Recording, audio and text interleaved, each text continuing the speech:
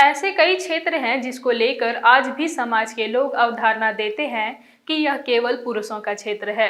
महिलाएं उतनी सक्षम नहीं होती कि उन क्षेत्रों में कार्य कर सकें, जिसमें से एक महिलाओं का फौज में नहीं जाने को लेकर भी है।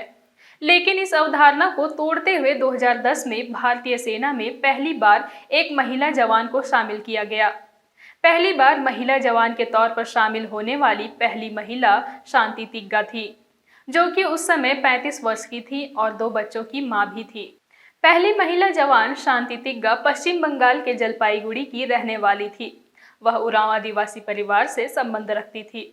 उनका बचपन एक कठिन दौर से गुजरा। वह कम उम्र में ही शादी कराया गया। शांति को 2 संतानों का आशीर्वाद भी मिला, लेकिन यह खुशी अधिक दिनों तक नहीं टिकी और वर्ष 2005 में उसके पति की मृत्यु हो गई, जिसके बाद शांति तिग्गा को अनुकंपा के आधार पर उन्हें रेलवे में पॉइंट्समैन की नौकरी मिल गई।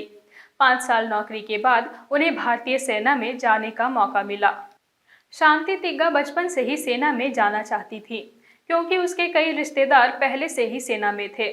साल 2010 में टेरिटोरियल आर्मी रेलवे के बारे में जानने के बाद शांति ने 969 रेलवे रेजिमेंट के लिए साइन अप किया और 35 वर्ष की आयु में भारतीय सेना में भर्ती हो गई। ऑफिसर रैंक से नीचे के पोस्ट पर इससे पहले किसी भी महिला को शामिल नहीं किया गया था। अब जिन्हें टेरिटोरियल आर्मी के बारे में नहीं पता, उन्हें बता दें कि टेरिटोरियल आर्मी का हिंदी अर्थ है प्रादेशिक सेना, जो भारतीय सेना की ही एक इकाई है। इसमें 18 से लेकर 42 साल की उम्र तक आम श्रमिक नागरिक से लेकर प्रशासनिक अधिकारी तक भर्ती हो सकते हैं। इसे सुरक्षा की सेकेंड लाइन भी कहा जाता है। भर्ती के बाद टेरिटोरियल आर्मी के जवानों को भी कुछ दिनों तक कड़ी प्रशिक्षण से गुजरना पड़ता है। युद्ध के दौरान इन्हें फ्रंट लाइन सुरक्षा पर भी तैनात किया जाता है। हर टेरिटोरियल आर्मी के जवान को अपनी मर्जी से साल के 2 महीने सेना को समर्पित करने होते हैं। इसी भारतीय सेना की इकाई में शांति तिग्गा शामिल हुई थी। शांति तिग्गा प्रशिक्षण में अपने साथ के पुरुष जवानों से भी निपुण थी।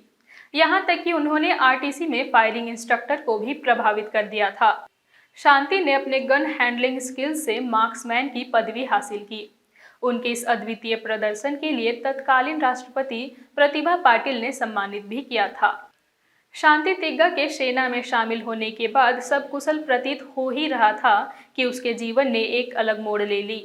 9 मई 2013 को कुछ अपराधियों के द्वारा शांति का अपहरण किया गया। उसके बाद उन्हें एक रेलवे ट्रैक के पास जख्मी हालत में पाया गया।